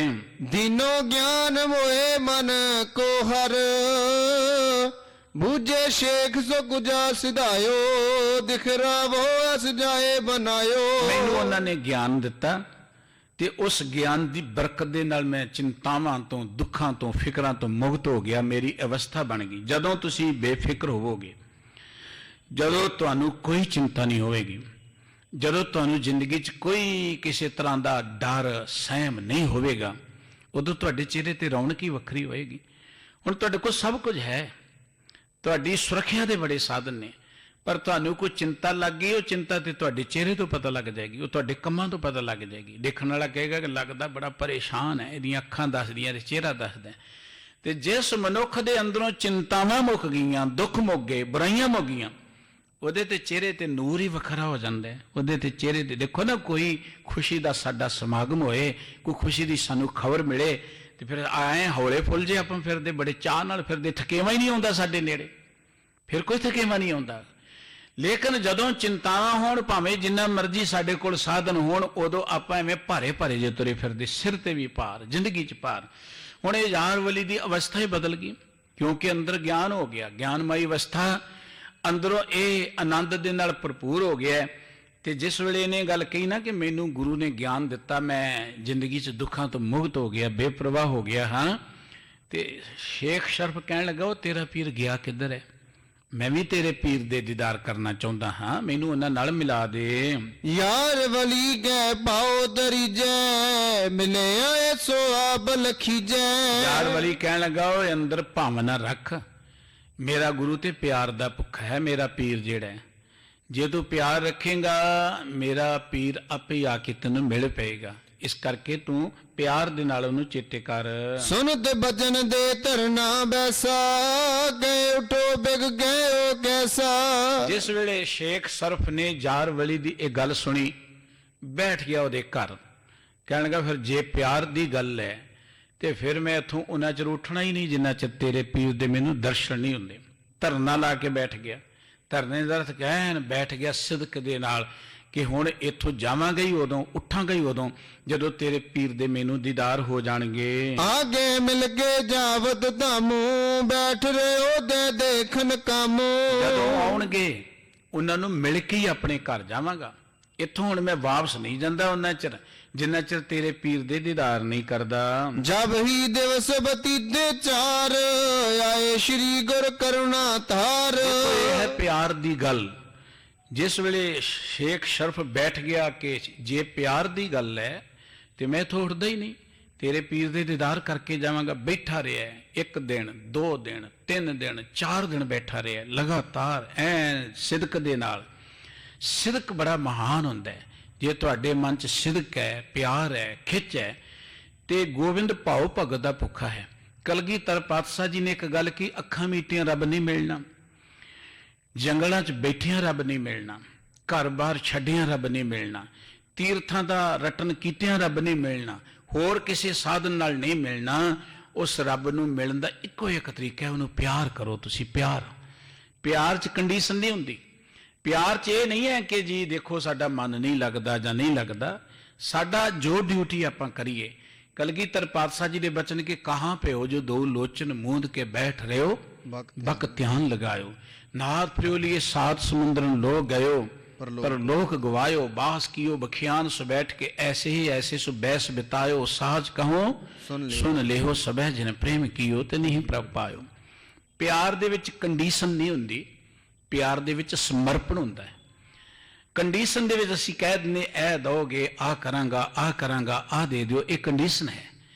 ਲੇਕਿਨ ਜਿੱਥੇ ਪਿਆਰ ਆ ਜਾਏ ਉੱਥੇ ਬੰਦਾ ਕਹਿੰਦਾ ਜੀ ਬਸ ਹੁਣ ਉਹਦੇ ਹੋ ਗਏ ਆ, ਜਿਵੇਂ ਉਹਨੇ ਰੱਖਣਾ ਰੱਖ ਲੈ, ਜੇ ਮਾਰਨਾ ਜੇ ਸੁਖ ਦੇ ਤਾਂ ਤੁਝੇ ਅਰਾਦੀ, ਦੁੱਖ ਵੀ ਤੁਝੇ ਤੇ ਆਈ, ਜੇ ਭੁੱਖ ਦੇ ਤਾਂ ਇਤੀ ਰਾਜਾ, ਦੁੱਖ ਵੇ ਸੁਖ ਮਨਾਈ। ਇਹ ਪਿਆਰ ਦੀ ਗੱਲ ਹੈ। ਗੁਰੂ ਕੇ ਕੀਰਤਨੀਏ ਬਚਨ ਸੁਣਾ ਰਹੇ ਸਨ, ਕੋਈ ਆਣ ਮਿਲਾਵੇ ਮੇਰਾ ਪ੍ਰੀਤਮ ਪਿਆਰਾ ਹੋ ਤਿਸ ਪੇ ਆਪ ਵਿਚਾਈ। ਸਮੁੱਚੇ ਸ਼ਬਦ ਦੇ ਅੰਦਰ ਉਸ ਪਿਆਰੇ ਪ੍ਰੀਤਮ ਦੇ ਪਿਆਰ 'ਚ ਭਿੱਜੀ ਹੋਈ ਆਤਮਾ ਦੀ ਗੱਲ ਕੀਤੀ ਹੈ। ਹੁਣ ਇਹ ਸ਼ੇਖ ਸਰਫ ਜਿਹੜਾ ਸੀ ਨਾ ਬੈਠ ਗਿਆ ਕਿ ਜੇ ਪਿਆਰ ਦੀ ਗੱਲ ਹੈ ਠੀਕ ਹੈ ਵੀ ਆਪਾਂ ਬੈਠ ਜਾਂਦੇ ਹਾਂ, ਜਿੰਨਾ ਚਿਰ ਆਉਂਦਾ ਨਹੀਂ ਤੇਰਾ ਪੀਰ ਇੱਥੋਂ ਨਹੀਂ ਉੱਠਦਾ ਮੈਂ ਹੁਣ ਉਹਦੇ ਪਿਆਰ 'ਚ ਬੈਠਾ, ਉਹਦੇ ਦੀਦਾਰ ਕਰਕੇ ਹੀ ਜਾਵਾਂਗਾ। 2-4 ਦਿਨ ਇਹ ਬੈਠਾ ਰਿਹਾ ਲਗਾਤਾਰ। ਜਬ ਹੀ ਦਿਵਸ ਬਤੀਤੇ ਚਾਰ ਆਏ ਸ਼੍ਰੀ ਗੁਰ ਕਰੁਣਾ ਧਾਰ। ਇਸ ਵੇਲੇ 2-4 ਦਿਨ ਬਤੀਤ ਹੋ ਗਏ ਇਹਨੂੰ ਸਿਦਕ ਨਾਲ ਬੈਠਿਆਂ ਤੇ ਧੰਨ ਗੁਰੂ ਨਾਨਕ ਸਾਹਿਬ ਜੀ ਮਹਾਰਾਜ ਅੰਤਰਜਾਮੀ ਸਤਿਗੁਰੂ ਜੀ ਆ ਗਏ ਕਿਰਪਾ ਕਰਕੇ। ਦੇਖਿਓ ਯਾਰ ਵਲੀ ਦਬ ਗੁਰ ਕੋ ਤੂਰਨ ਉਠਿਓ ਪ੍ਰੇਮ ਕਰਿ ਉਰ ਕੋ। ਦੂਰੋਂ ਯਾਰ ਵਲੀ ਨੇ ਦੇਖਿਆ ਸਤਿਗੁਰੂ ਜੀ ਨੂੰ ਆ ਰਹੇ ਨੇ ਤੇ ਭੱਜ ਕੇ ਗੁਰੂ ਸਾਹਿਬ ਜੀ ਦੇ ਚਰਨਾਂ ਤੇ ਡਿੱਗ ਪਿਆ। ਕੇ ਬੰਧਨ ਜੁਗ ਪਦ ਅਰਬਿੰਦਾ ਬੈਸਾਰੇ ਮੁਨ ਆਨੰਦ ਕੰਦਾ। ਸਤਿਗੁਰੂ ਜੀ ਦੇ ਪਾਵਨ ਚਰਨ ਕਮਲਾਂ ਤੇ ਜਾ ਕੇ ਨੇ ਨਮਸਕਾਰ ਕੀਤੀ ਹੈ ਤੇ ਗੁਰੂ ਸਾਹਿਬ ਜੀ ਨੂੰ ਲਿਆਇਆ, ਬਿਠਾ ਕੇ ਗੁਰੂ ਸਾਹਿਬ ਜੀ ਦੇ ਕੋਲ ਬੈਠ ਗਿਆ ਹੈ। ਸ਼ੇਖ ਜ਼ਰਫ ਪੁਨਬਾਨੀ ਭਾਖੀ ਖਫਨੀ ਗਰਦ ਜਕਾਰ ਜੋ ਰਾਖੀ। ਉਹ ਸ਼ੇਖ ਸਰਫ ਬੈਠਾ ਹੈ ਜਿਹੜਾ ਕਹਿੰਦਾ ਸੀ ਮੈਂ ਤੇਰੇ ਪੀਰ ਦੇ ਦੀਦਾਰ ਹੀ ਕਰਕੇ ਜਾਣਾ। ਸ਼ੇਖ ਸਰਫ ਜਗਿਆਸੂ ਸੀ, ਸਿਆਣਾ ਸੀ ਤੇ ਉਸ ਵੇਲੇ ਗੁਰੂ ਸਾਹਿਬ ਜੀ ਨੂੰ ਦੇਖ ਕੇ ਉਹਨੇ ਇੱਕ ਸਵਾਲ ਕੀਤਾ। ਕਹਿਣ ਲੱਗਾ ਕਿ ਖਫਨੀ, ਦੁਬਾਰਾ ਪੜਿਓ। ਸ਼ੇਖ ਸ਼ਰਫ ਪੁਨਬਾਨੀ ਭਾਖੀ ਖਫਨੀ ਕਰਦ ਚਿਕਾਰ ਜੋ ਰਾਖੀ। ਖਫਨੀ ਕਰਦ ਚਿਕਾਰ ਜੋ ਰਾਖੀ। ਖਫਣੀ ਮੋਢੇ ਤੇ ਰੱਖੀ। ਸਤਿਗੁਰੂ ਜੀ ਨੇ ਜਿਵੇਂ ਫਕੀਰ ਲੋਕ ਖਫਣੀ ਪਾ ਲੈਂਦੇ ਨੇ, ਗਲ ਚੋਲਾ ਪਾ ਲੈਂਦੇ ਨੇ, ਕਿਉਂਕਿ ਸਤਿਗੁਰੂ ਜੀ ਉਦਾਸੀਆਂ ਤੇ ਇਹੋ ਜਿਹਾ ਭੇਸ ਬਣਾਇਆ ਹੋਇਆ। ਸਤਿਗੁਰੂ ਜੀ ਨੂੰ ਕਹਿਣ ਲੱਗੇ ਕਿ ਆ ਜਿਹੜੀ ਖਫਣੀ ਪਾਈ ਹੋਈ ਹੈ ਇਹਦਾ ਅਰਥ ਕੀ ਹੈ, ਕਿਉਂ ਪਾਈ ਹੋਈ ਹੈ? ਗੁਰੂ ਮਾਏ ਨਾ ਤਾਏ ਬਦਾਏ, ਖਫਨੀ ਹੋਏ ਗਰ ਖੌਫ ਖੁਦਾਏ। ਸਤਿਗੁਰੂ ਜੀ ਕਹਿਣ ਲੱਗੇ ਸੇਖ ਸਰਫ, ਇਹ ਖਫਣੀ ਦਾ ਅਰਥ ਹੈ ਕਿ ਖੁਦਾ ਦਾ ਖੌਫ ਹੈ ਸਾਡੇ ਮਨ 'ਚ। ਅਸੀਂ ਕੋਈ ਦੁਨਿਆਵੀ ਇਸ ਖਲ 'ਚ ਨਹੀਂ ਪੈਂਦੇ ਕਿ ਇਹ ਕੱਪੜੇ ਪਾਵਾਂਗੇ ਤੇ ਸੋਹਣੇ ਬਣ ਜਾਵਾਂਗੇ। ਔਰ ਖਫਣੀ ਜਿਹੜੀ ਹੈ ਖਫਣ ਦਾ ਹੀ ਪ੍ਰਤੀਕ ਹੈ, ਰੱਬ ਦਾ ਖੌਫ ਹੈ ਸਾਡੇ ਅੰਦਰ ਕਿ ਆਪਾਂ ਇਹ ਸਰੀਰ ਨਾਸਵੰਤ ਹੈ, ਬਹੁਤਾ ਇਹਦਾ ਮੋਹ ਕਰਨ ਦੀ ਕੀ ਲੋੜ ਹੈ? ਇਹ ਰੱਬ ਦਾ ਖੌਫ ਕਰਕੇ ਅਸੀਂ ਪਾਈ ਹੋਈ ਹੈ। ਜੀਵਤ ਮ੍ਰਿਤਕ ਜਗਤ ਹੋਏ ਰਹੀਏ, ਹੱਕ ਪਛਾਨ ਸਰਬ ਸੁਖ ਲਈਏ। ਆਪਣੀ ਇਹ ਗੱਲ ਕਹਿੰਦੀ ਹੈ ਕਿ ਬੰਦਿਆ ਜਿਉਂਦੇ ਜੀ ਆਪਣੇ ਆਪ ਨੂੰ ਮਰਿਆ ਹੀ ਸਮਝ, ਹੰਕਾਰ ਨਾ ਕਰ। ਮਰਨ ਦਾ ਅਰਥ ਹੈ ਹੰਕਾਰ ਨਾ ਕਰ। ਗੁਰਬਾਣੀ ਇਹ ਗੱਲ ਕਹਿੰਦੀ ਹੈ ਕਿ ਕਿਵੇਂ ਜਿਉਂਦੇ ਮਰਨੇ। ਸਤਿਗੁਰੂ ਸਾਹਿਬ ਜੀ ਦੇ ਬਚਨ ਨੇ, ਅੱਖੀ ਬਾਝੋਂ ਵੇਖਣਾ ਵਿਣ ਹੱਥਾਂ ਕਰਨਾ, ਪੈਰਾਂ ਬਾਝੋਂ ਚੱਲਣਾ ਵਿਣ ਹੱਥਾਂ ਕਰਨਾ, ਜੀਵੇ ਬਾਝੋਂ ਬੋਲਣਾ, ਨਾਨਕ ਹੁਕਮ ਪਛਾਣ ਕੇ ਇਉਂ ਜੀਵਤ ਮਰਨਾ। ਅੱਖਾਂ ਬਾਝੋਂ ਵੇਖਣ ਦਾ ਅਰਥ ਇਹ ਹੈ ਕਿ ਅੱਖਾਂ ਨਾਲ ਪ੍ਰਕਿਰਤੀ 'ਚੋਂ ਰੱਬ ਦੇ ਤੇ ਦੀਦਾਰ ਕਰਦੇ ਨੇ, ਪਰ ਅੱਖਾਂ ਦੇ ਨਾਲ ਮੈਲੀ ਨਜ਼ਰ ਨਾਲ ਨਹੀਂ ਦੇਖਣਾ। ਕੰਨਾਂ ਬਾਝੋਂ ਸੁਣਨ ਦਾ ਅਰਥ ਹੈ ਕਿ ਚੁਗਲੀ ਨਿੰਦਿਆ ਨਹੀਂ ਸੁਣਨੀ। ਰਸਨਾ ਦੇ ਨਾਲ ਕੋਈ ਕਿਸੇ ਦੀ ਬੁਰਾਈ ਨਹੀਂ ਕਰਨੀ, ਬੁਰਾ ਨਹੀਂ ਕਰਨਾ, ਬੁਰੇ ਬਚਨ ਨਹੀਂ ਬੋਲਣੇ। ਜਿਹਵਾ ਦੇ ਨਾਲ ਕਿਸੇ ਦੇ ਬੁਰਾਈ ਨਹੀਂ ਕਰਨੀ। ਪੈਰਾਂ ਦੇ ਨਾਲ ਕੁਸੰਗਤ 'ਚ ਨਹੀਂ ਜਾਣਾ। ਹੱਥਾਂ ਨਾਲ ਕਿਸੇ ਦਾ ਹੱਕ ਨਹੀਂ ਮਾਰਨਾ। ਇਉਂ ਜੀਵਤ ਮਰਨਾ, ਇਹ ਹੈ ਜਿਉਂਦੇ ਮਰਨ ਦੀ ਗੱਲ। ਤੇ ਇਹ ਧਾਰਮਿਕ ਲਿਬਾਸ ਜਿਹੜਾ ਪਾਇਆ ਸਤਿਗੁਰੂ ਜੀ ਕਹਿੰਦੇ, ਇਹਦਾ ਅਰਥ ਇਹ ਹੈ ਕਿ ਬੰਦਾ ਪ੍ਰਮਾਤਮਾ ਨੂੰ ਚੇਤੇ ਰੱਖੇ, ਜਿਉਂਦੇ ਜੀ ਬੁਰਾਈਆਂ ਵੱਲੋਂ ਬਚਿਆ ਰਹੇ, ਜਿਉਂਦੇ ਜੀ ਹੰਕਾਰ ਵੱਲੋਂ ਬਚਿਆ ਰਹੇ। ਜਿਉਂਦੇ ਮਰਨ ਦਾ ਪ੍ਰਤੀਕ ਹੈ ਇਹ ਖਪਣੀ। ਹੁਣ ਜਿੰਨੇ ਵੀ ਧਰਮ ਚਿੰਨ੍ਹ ਨੇ, ਕਿਸੇ ਵੀ ਧਰਮ ਦੇ ਚਿੰਨ੍ਹ, ਉਹ ਬਹੁਤ ਵੱਡਾ ਸੁਨੇਹਾ ਦਿੰਦੇ ਨੇ। ਪਰ ਅਫਸੋਸ ਇਹ ਕਿ ਜਦੋਂ ਧਾਰਮਿਕ ਚਿੰਨ੍ਹਾਂ ਦੇ ਅਸਲੀ ਮੈਸੇਜ ਦਾ ਜਾਂ ਅਸਲੀ ਭੇਦ ਦਾ ਸਾਨੂੰ ਪਤਾ ਨਹੀਂ ਹੁੰਦਾ, ਅਸੀਂ ਪਾ ਲੈਂਦੇ ਹਾਂ। ਉਹ ਧਰਮ ਚਿੰਨ੍ਹ ਫਿਰ ਕੇਵਲ ਦਿਖਾਵਾ ਬਣ ਕੇ ਰਹਿ ਜਾਂਦੇ ਨੇ। ਉਹ ਕਰਮਕਾਂਡ ਬਣ ਜਾਂਦਾ, ਪਖੰਡ ਬਣ ਜਾਂਦਾ। ਗੁਰੂ ਗ੍ਰੰਥ ਸਾਹਿਬ ਜੀ ਦੀ ਪਵਿੱਤਰ ਬਾਣੀ ਨੇ ਹਰ ਮੱਤ ਦੇ ਮਨੁੱਖ ਦੇ ਨਾਲ ਜਦੋਂ ਗੱਲ ਕੀਤੀ, ਉਹਦੇ ਧਰਮ ਚਿੰਨ੍ਹਾਂ ਦੀ ਗੱਲ ਸਮਝਾਈ ਹੈ।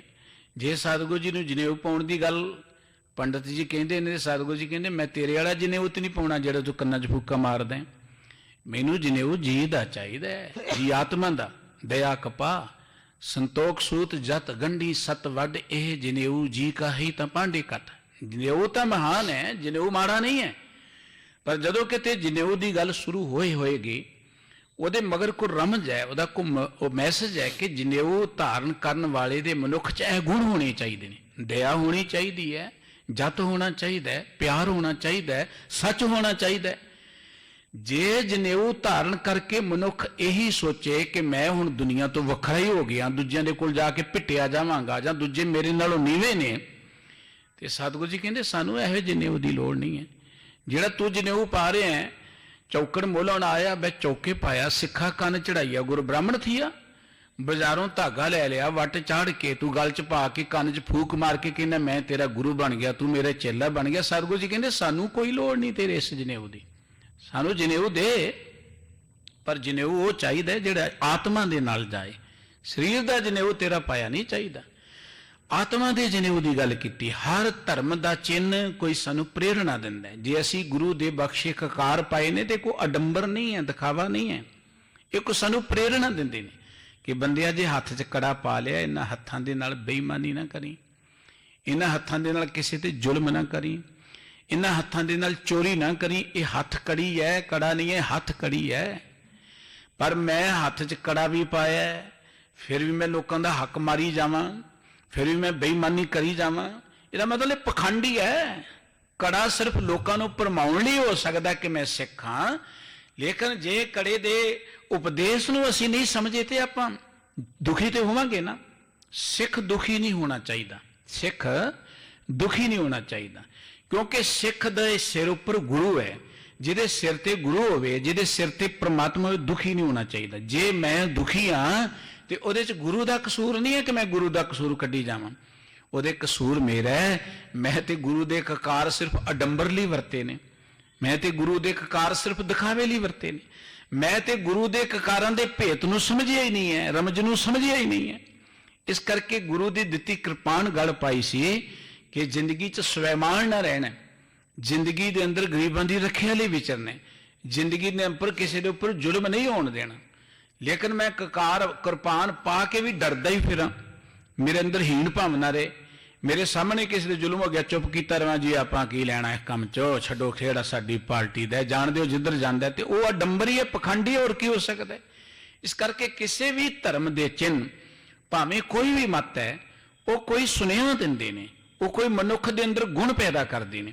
ਜੇ ਉਹ ਗੁਣ ਨਹੀਂ ਆਏ ਤੇ ਇਹ ਸਭ ਅਡੰਬਰ ਹੈ, ਦਿਖਾਵਾ ਹੈ। ਔਰ ਮਨੁੱਖਤਾ ਦੇ ਅੰਦਰ ਇਸ ਵੇਲੇ ਧਰਮ ਦੇ ਨਾਂ ਤੇ ਸਿਰਫ ਦਿਖਾਵਾ ਹੀ ਹੈ, ਪਖੰਡੀ ਹੈ। ਇਹੀ ਕਾਰਨ ਹੈ ਕਿ ਮਨੁੱਖੀ ਸਮਾਜ ਆਏ ਦਿਨ ਡਿੱਗਦਾ ਜਾਂਦਾ ਹੈ, ਨਿਗੜਦਾ ਜਾਂਦਾ ਹੈ, ਪੱਧਰ ਨੀਵਾਂ ਹੋਈ ਜਾਂਦਾ ਹੈ। ਸਤਿਗੁਰੂ ਸੱਚੇ ਪਾਤਸ਼ਾਹ ਜੀ ਨੂੰ ਪੁੱਛਿਆ ਖਪਣੀ ਕਿਉਂ ਪਾਈ ਹੈ?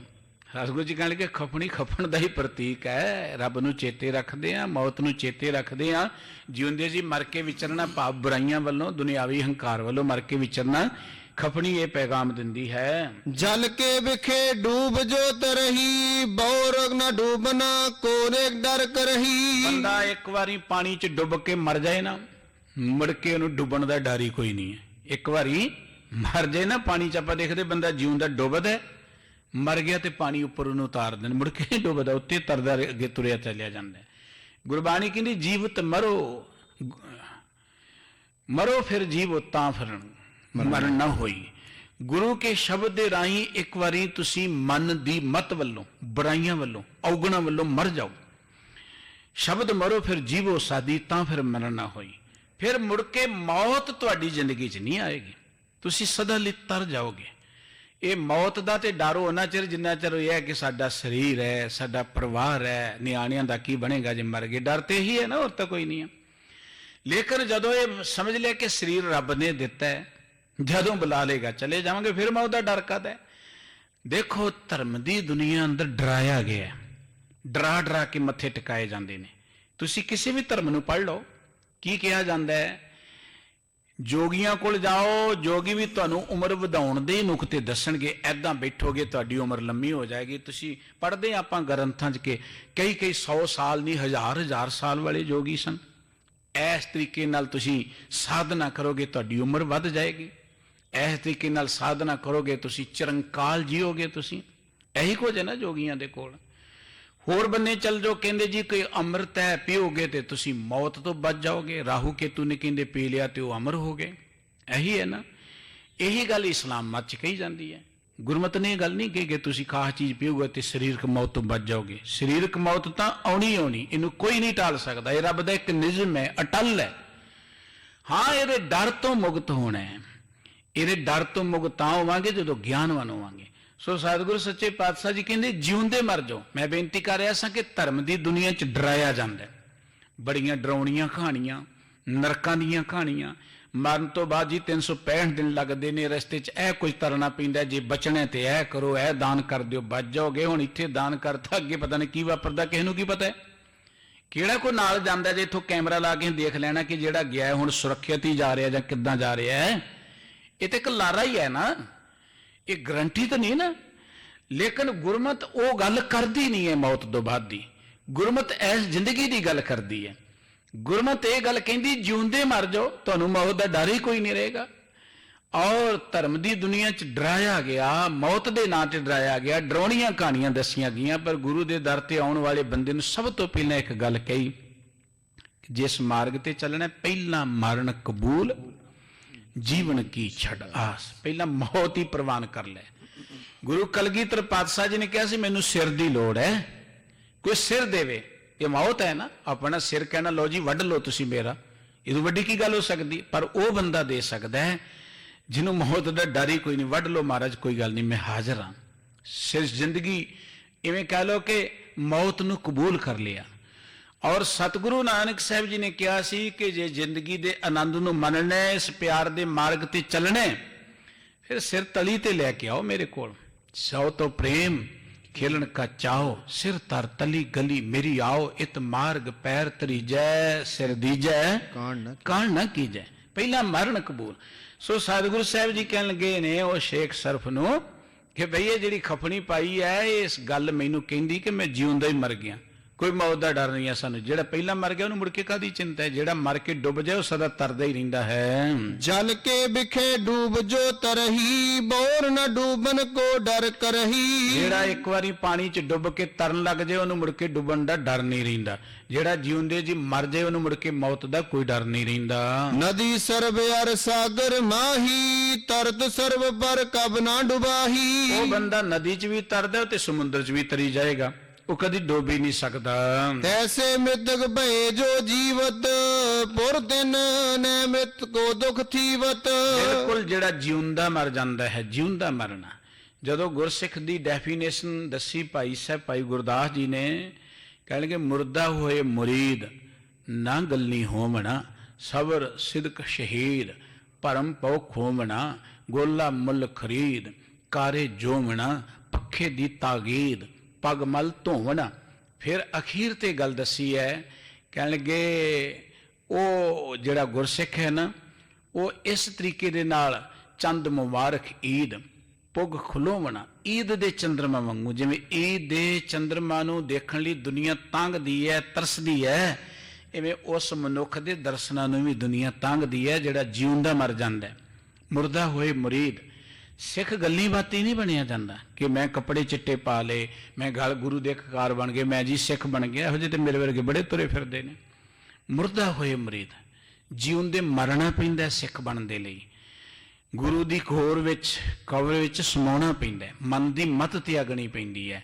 ਇਸ ਕਰਕੇ ਸਤਿਗੁਰੂ ਜੀ ਕਹਿੰਦੇ ਜਿਹੜਾ ਇਸ ਮਾਰਗ ਤੇ ਤੁਰ ਪਿਆ, ਇਹੀ ਕਾਰਨ ਹੈ ਗੁਰੂ ਨਾਨਕ ਦੇ ਘਰ ਦੀ ਵਡਿਆਈ ਹੈ ਕਿ ਸਿੱਖ ਆਰੇ ਨੂੰ ਦੇਖ ਕੇ ਵੀ ਪ੍ਰਸੰਨ ਹੋ ਜਾਂਦਾ ਕਿ ਆਰੇ ਨਾਲ ਚੀਰ ਦਿਓ ਕੋਈ ਗੱਲ ਨਹੀਂ ਹੈ, ਦੇਗ ਚੋਂ ਬਾਲ ਦਿਓਗੇ ਕੋਈ ਗੱਲ ਨਹੀਂ ਹੈ, ਔਰ ਅੱਗ ਵਿੱਚ ਸਾੜ ਦਿਓਗੇ ਕੋਈ ਗੱਲ ਨਹੀਂ ਹੈ, ਬੰਦ ਕੱਢ ਦਿਓਗੇ ਕੋਈ ਗੱਲ ਨਹੀਂ, ਮੈਂ ਤਾਂ ਪਹਿਲਾਂ ਹੀ ਮਰਿਆ ਪਿਆ ਵਾਂ। ਜਿਹੜਾ ਪਹਿਲਾਂ ਮਰਿਆ ਤੁਸੀਂ ਉਹਨੇ ਨੂੰ ਆਰੇ ਨਾਲ ਚੀਰ ਕੇ ਕੀ ਮਾਰੋਗੇ, ਉਹਨੂੰ ਅੱਗ ਵਿੱਚ ਸਾੜ ਕੇ ਕੀ ਮਾਰੋਗੇ? ਇਹੀ ਤਾਂ ਡਰ ਗੁਰੂ ਨਾਨਕ ਸਾਹਿਬ ਜੀ ਨੇ ਕੱਟਿਆ ਸੀ, ਇੱਕ ਆਦਰਸ਼ਕ ਮਨੁੱਖ ਦੀ ਜ਼ਿੰਦਗੀ ਦਿੱਤੀ ਸੀ। ਸੋ ਸਤਿਗੁਰੂ ਸਾਹਿਬ ਜੀ ਜਿਵੇਂ ਹੋਰ ਉਪਦੇਸ਼ ਇਹਨੂੰ ਦੇ ਰਹੇ ਨੇ, ਦੱਸ ਰਹੇ ਨੇ ਕਿ ਜਿਹੜਾ ਬੰਦਾ ਜਿਉਂਦਾ ਇੱਕ ਵਾਰੀ ਮਰ ਜਾਏ ਉਹ ਫਿਰ ਕਦੀ ਮਰਦਾ ਨਹੀਂ ਹੈ, ਮੌਤ ਉਹਨੂੰ ਡਰਾਉਂਦੀ ਨਹੀਂ ਹੈ, ਉਹਦੀ ਜ਼ਿੰਦਗੀ 'ਚ ਕੋਈ ਚਿੰਤਾ ਨਹੀਂ ਰਹਿੰਦੀ। ਇਹ ਖਪਣੀ ਇਸ ਗੱਲ ਦੀ ਪ੍ਰਤੀਕ ਹੈ। ਹਰ ਧਰਮ ਦੇ ਚਿੰਨ੍ਹ ਕੋਈ ਸਾਨੂੰ ਸੁਨੇਹਾ ਦਿੰਦੇ ਨੇ, ਕੋਈ ਮੈਸੇਜ ਦਿੰਦੇ ਨੇ। ਕਿਸੇ ਵੀ ਧਰਮ ਦੇ ਚਿੰਨ੍ਹ ਮਾੜੇ ਨਹੀਂ ਹੈ। ਸਾਨੂੰ ਜਲਦੀ ਨਾਲ ਕਦੀ ਵੀ ਕਿਸੇ ਦੇ ਪਰਥਾਏ ਕੋ ਅਪਸ਼ਬਦ ਨਹੀਂ ਕਹਿਣਾ ਚਾਹੀਦਾ, ਕਿਸੇ ਦੀ ਨਿੰਦਾ ਨਹੀਂ ਕਰਨੀ ਚਾਹੀਦੀ। ਹਾਂ, ਇਹ ਠੀਕ ਹੈ ਕਿ ਧਰਮ ਦੀ ਦੁਨੀਆ 'ਚ ਬਹੁਤ ਮੇਰੇ ਵਰਗੇ ਲੋਕ ਨੇ ਜਿਹੜੇ ਧਰਮ ਦੇ ਚਿੰਨ੍ਹਾਂ ਦੀ ਅਹਿਮੀਅਤ ਨੂੰ ਜਾਂ ਗੌਰਵਤਾ ਨੂੰ ਜਾਣਦੇ, ਪਛਾਣਦੇ ਜਾਂ ਰੱਖਦੇ ਨਹੀਂ, ਔਰ ਧਰਮ ਚਿੰਨ੍ਹ ਧਾਰਨ ਕਰਕੇ ਉਹ ਲੋਕਾਂ ਦੇ ਦਿਲ ਤੋੜਦੇ ਨੇ ਜਾਂ ਲੋਕਾਂ ਨੂੰ ਗੁੰਮਰਾਹ ਕਰਦੇ ਨੇ। ਉਹਨਾਂ ਵੱਲ ਦੇਖ ਕੇ ਲੋਕਾਂ ਦੇ ਮਨਾਂ 'ਚ ਇੱਕ ਖਿਆਲ ਬਣ ਜਾਂਦਾ ਹੈ ਕਿ ਸਹਿਜੇ ਧਰਮ ਹੀ ਮਾੜਾ ਹੈ ਜਾਂ ਧਰਮ ਦੇ ਚਿੰਨ੍ਹ ਮਾੜੇ ਨੇ। ਕੋਈ ਵੀ ਮਾਰਗ ਮਾੜਾ ਨਹੀਂ ਹੈ। ਸਤਿਗੁਰੂ ਜੀ ਨੇ ਕਿੰਨੇ ਪਿਆਰ ਨਾਲ ਗੱਲ ਕਹੀ ਸੀ, ਹਿੰਦੂ ਤੁਰ ਕੋਈ ਰਾਫ ਜੀ ਇਮਾਮ ਸਾਫੀ, ਮਾਨਸ ਕੀ ਜਾਤ ਸਭ ਹੈ ਇੱਕ ਹੈ ਪਹਿਚਾਨ ਬੋ। ਸਤਿਗੁਰੂ ਜੀ ਮਿਹਰ ਕਰਨ, ਗੁਰੂ ਕੇ ਇਹ ਪਾਵਨ ਬਚਨ ਸਾਡੇ ਹਿਰਦੇ 'ਚ ਵਸਣ ਜੀ। ਭੁੱਲ ਚੁੱਕ ਦੀ ਖਿਮਾ, ਪਿਆਰ ਨਾਲ ਗੁਰਬਾਣੀ ਕੀਰਤਨ ਦਾ ਆਨੰਦ ਮਾਣੋ। ਸਤਿਗੁਰੂ ਆਪ ਸਾਰੇ ਨੂੰ ਦਰੋਂ ਕਰੋ ਨਾਮ ਬਾਣੀ ਦਾ ਪਿਆਰ ਬਖਸ਼ਿਸ਼ ਕਰਨ। ਬੁਲਾਓ ਜੀ। ਵਾਹਿਗੁਰੂ ਜੀ ਕਾ ਖਾਲਸਾ, ਵਾਹਿਗੁਰੂ ਜੀ ਕੀ ਫਤਿਹ।